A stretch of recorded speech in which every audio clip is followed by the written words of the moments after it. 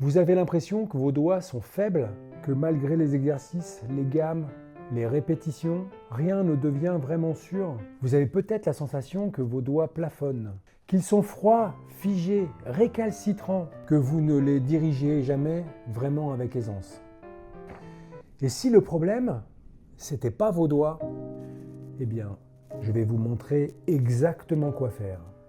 Et surtout, pourquoi cela fonctionne mieux que tout ce que vous avez essayé jusqu'à présent. Et ce n'est pas de la magie, c'est de la science.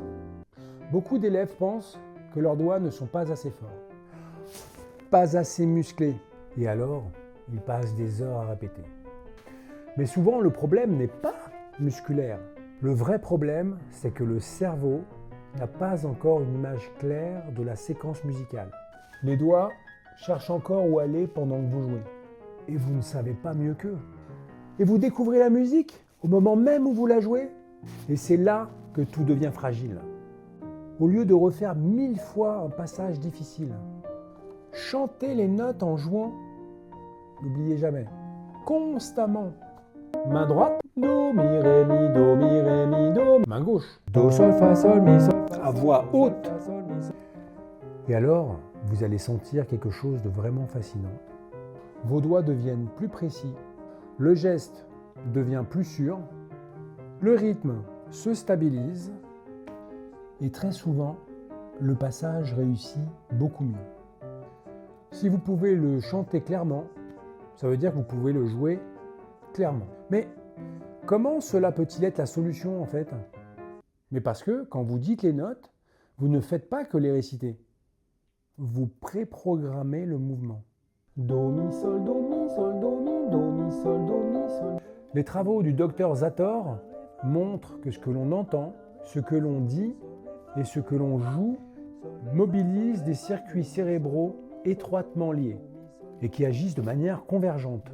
Mais ce n'est pas tout. La psychologie cognitive l'explique aussi.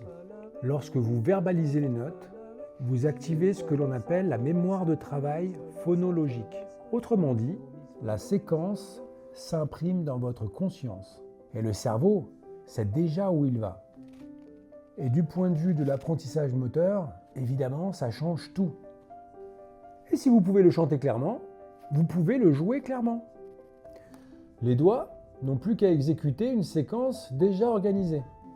Et plus vous pratiquez cela, plus le cerveau construit des nouveaux circuits. C'est ce que les scientifiques appellent la plasticité cérébrale. Alors, si cette méthode vous paraît un peu difficile au départ, c'est tout à fait normal. Cet effort n'est pas un défaut du tout. C'est précisément le signe que votre cerveau est en train de construire les circuits qui rendront le geste bien plus naturel que lorsque vous répétez dans le vide. Bien sûr, la difficulté initiale n'est pas un échec. C'est le début de la transformation. Vous êtes enfin devant la musique.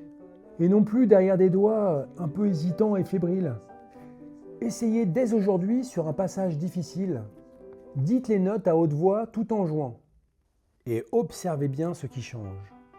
Et abonnez-vous à la Planète Pianote pour accéder enfin à un jeu solide, sûr et musical.